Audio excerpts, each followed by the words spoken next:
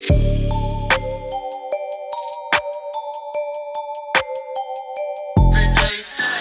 everyday thing. It's an everyday thing when you let your nuts hang. Wait, because since we're all telling Hinge horror stories, let me tell you one of mine. So this was like 3 years ago. So I think one of my friends had told me about Hinge, so I downloaded to see what was up. And before I even say anything in the story, I already know Ted Bundy would have had a field day with me.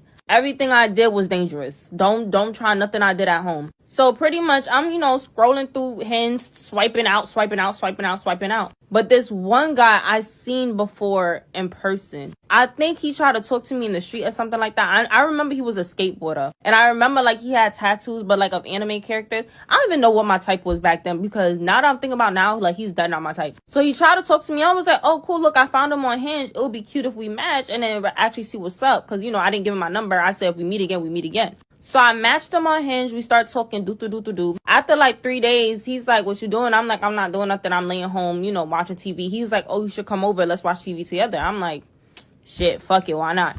Like I said, don't do what I do. So my first red flag was I got my own Uber there. Like I shouldn't have got my own Uber there.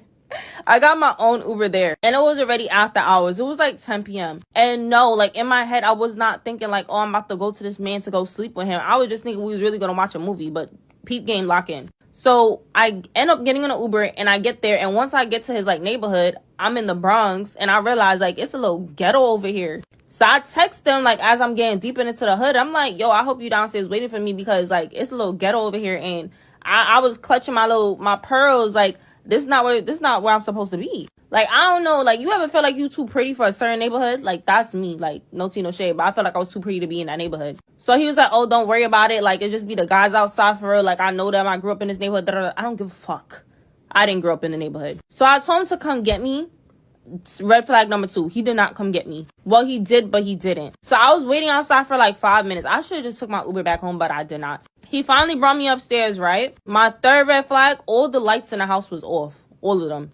And he also lived with his mother. But the lights being off is always a red flag to me when I'm first going to somebody's house, because I feel like, in my head, I feel like you got roaches and that's why your lights is off. Because he didn't even want to turn on the lights for me to like actually walk to his room. Like, and I'm here like stepping over bare equipment just to get to his room. Like, his living room gave like hoarder. So I finally get to his room and he has like a gaming chair and I sit in a gaming chair. I do my little spin around because I'm trying to get the full 360 of what it actually looked like. All in the room is just LED lights. And I'm like, you don't got no light in your room. Like, you only use LED lights. He was like, yeah, I never really turn on the light. I just be using the LED lights. That's another red flag for me, because LED lights be hiding the real dirt and scrum that be on your walls. If you ever go to a guy room and you walk in, he got LED lights, just flick the light on for a real second. You're going to see all the fucking cum stains on their bed sheets. I promise you. Thank me later. So as I'm doing my little swivel around on the chair and I'm swirling around, I see a bucket of substances by the bed. So I did a little jokey joke and I'm like, LMFAO, like, what's that in the bucket? Is that pee? He said, yeah, my fault. I forgot to throw it out. What? He was like, yeah, like, I take these medications and like I be having to use the bathroom all the time. So I just put the bucket by my bed so I can use the bathroom in the bucket so I don't have to go to the bathroom all the time. Boy, you live in an apartment building in the Bronx. You mean the bathroom that's down the hall that you don't want to go to, so you pee in a bucket in your room? That's fucking disgusting. And you didn't even throw it away before I got here? Like, no, bro. I'm like, are you dead ass? He was like, yeah. He was like, I didn't even think you would have got, like, guess what it was? I was like, I didn't think so either. I thought your fucking ceiling was leaking and you had a fucking bucket. So instantly, I'm fucking grossed out. All the strikes are just building up at this point. So I'm like, oh, I have to use the bathroom. Like, can I use the bathroom? And he like, yeah, sure, I got you. So, we go back through the living room, through the jungle. I'm walking over shit and trying to dodge shit to get to his bathroom. Finally get in his bathroom. The door has no doorknob. I'm like, how am I supposed to close the door? Like, if I close the door and I look through the hole, I can see you. Where's my privacy? He was like, yeah, we were supposed to get that fixed, but they ain't come fix that. Don't worry, you could just put something in it. So he takes like a thing of newspaper and he puts it in the doorknob. So I was like, okay. So I'm not sitting on the toilet. As a girl, I'm going to squat, right? Before I even think, I look and I'm like, oh shit, there's no toilet paper. He was like, oh yeah, shit, I forgot to go get some of that. He's like, give me 1 second. He left and he hands me paper towel to wipe my coochie. And it wasn't even Bounty. It was some hard ass, rough ass paper towel. You live in the Bronx. They have 86-cent toilet paper, the little Marco brand. Yeah, like, why didn't you even get one of those? Fair to say, like, after I used the bathroom, I made him get me an Uber back home. And I never spoke to that man again. Yeah. I don't even know what I was doing in his house. But if y'all want to hear another one of my dates, yeah, my little date stories, I got y'all. No. No. No. What it do, everyday people, man? It's your boy PJ. We back with another lit video, back in the confessional. Yes, we staying lit, big dog. Hey, man, listen, New York, y'all women, man. Beautiful women through and through. Beautiful women through and through. Terrible vocabulary. Okay, so whenever I see women who wiping their coochie with paper towel rolls, I think of y'all vocabulary, and I be like, hell, match made in heaven. I mean, come on, man. I mean, talking like that, I don't think you expect no more. You met them off a Hinge.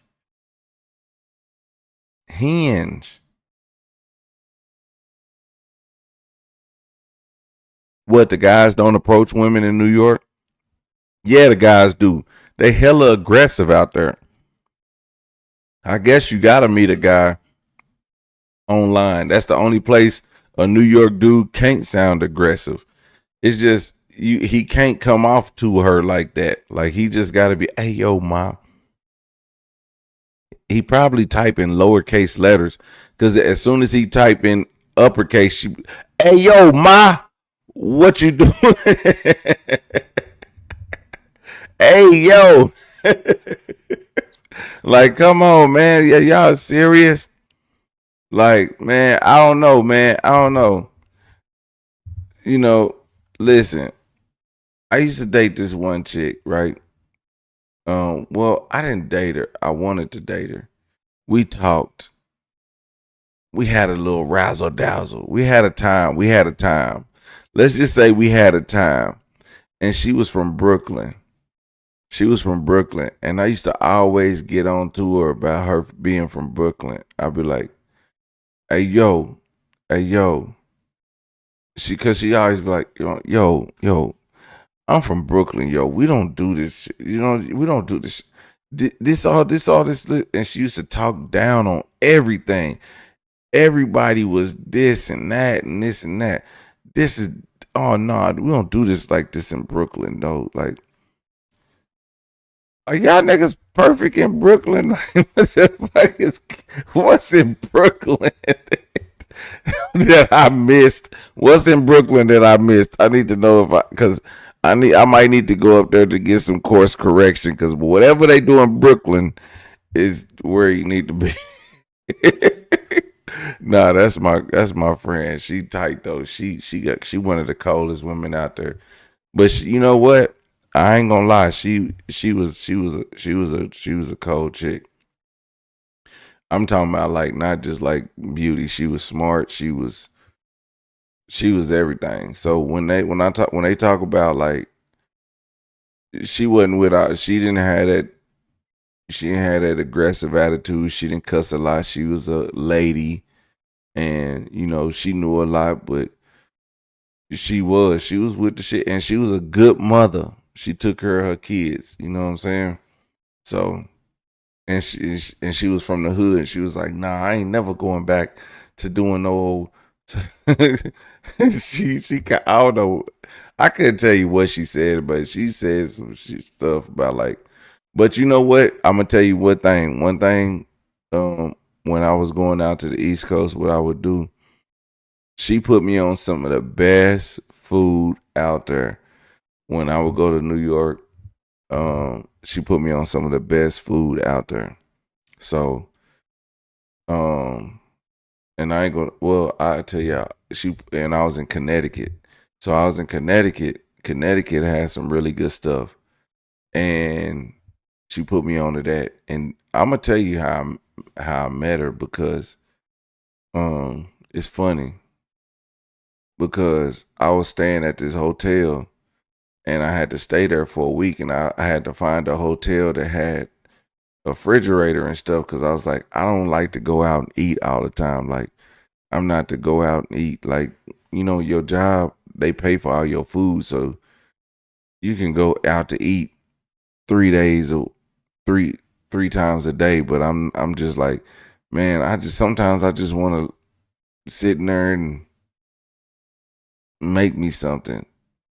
So give me a full stove and some pots and pans, and I'll make me something to eat.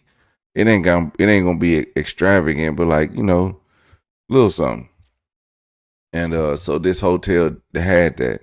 So I went to that hotel, and then I heard a bunch of commotion. And I was smoking cigarettes at the time.